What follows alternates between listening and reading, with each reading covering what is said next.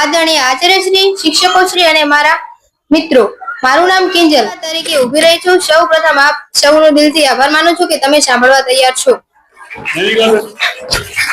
આદરણીય આચાર્યશ્રી, તમામ શિક્ષકશ્રીઓ અને મારા પ્રિય મિત્રો, મારું નામ રાઠોડ પંકજ છે. હું બાળ સાંસદ ચૂંટણીમાં એક ઉમેદવાર તરીકે આપ સૌની સામે ઉભો છું. સૌ પ્રથમ તો તમારો ખૂબ ખૂબ આભાર કે તમે મને બોલવાનો સમય આપ્યો. મિત્રો, જો તમે મને તમારો કિંમતી વોટ આપી વિજય બનાવશો તો હું માત્ર વચનો નહીં પરંતુ જવાબદારી પૂર્વક કામ કરીશ. મને વિશ્વાસ છે કે આપનો એક મત મને સેવા કરવાની તક આપશે. જય હિન્દ, જય ભારત.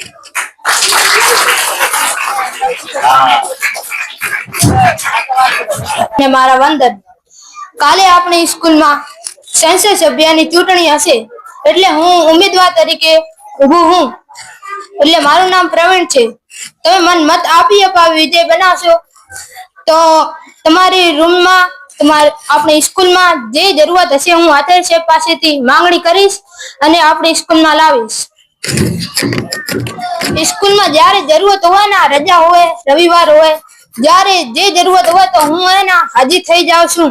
બધા સાહેબ બેઠા, બધાને પૂછી લો. તમારો વિશ્વાસ ના હોય તો મને મત આપી વિજય બનાવશો. Thank you. જય હિન્દ, જય ભારત.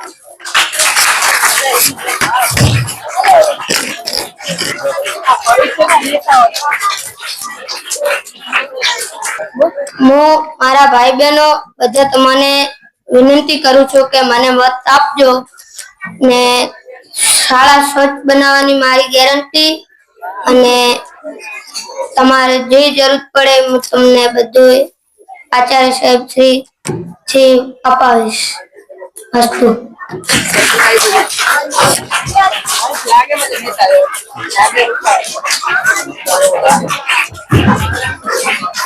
આપ સર્વને મારા વંદન.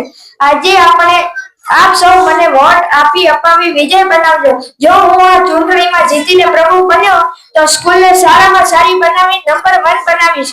સ્કૂલને સ્વચ્છ કરીશ અને આ બધી જગ્યામાં બ્લોક નખાવી અને તમને રમવા માટે વસ્તુઓ જોઈશે કે ઝઘડશો તો મારા પાસે આવજો. હું તમને આચાર્ય સાહેબ લઈ જઈને સર્ચ કરાવીશ.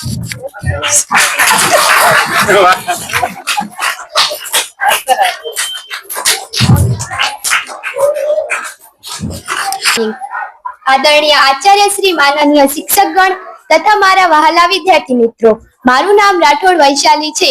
હું ધોરણ 8 માં ભણું છું અને શાળામાં યોજાયેલ ચૂંટણી ખાતે મેં પણ ભાગ લીધો છે અને મારે તમારા બધાથી નમ્ર વિનંતી છે કે તમે મને વોટ આપો. કારણ કે મને ઘણા વોટ મળશે અને હું જીતી જઈશ તો હું શાળામાં કંઈક બદલાવ કરીશ. જેમ કે બધા જ્યાં ત્યાં કચરો ફેંકતા હોય તો હું તેમને કહીશ કે આ કચરો તમે જ ફેંકો છો અને આ કચરો તમારે જ લેવો પડશે. આમ હું તેમને સમજાવીશ અને કહીશ કચરો કચરા પેટીમાં જ નાખવાનું. અને શાળામાં યોજવાતી પ્રવૃત્તિઓમાં ભાગ લેવું, જેમ કે ચિત્રમાં, વાંચનમાં, વાર્તા લેખનમાં વગેરે જેવી ઘણી બધી પ્રવૃત્તિઓમાં તમારે ભાગ લેવું. એક લેશે તો બધા લેશે. અને છેલ્લે હું આટલું જ કહીશ કે वैसे भी क्या खूब कहा है किसी ने, फैसलों से पहले हार क्यों मानी, तू अभी जीता नहीं है हम अभी हारे नहीं है. आभार.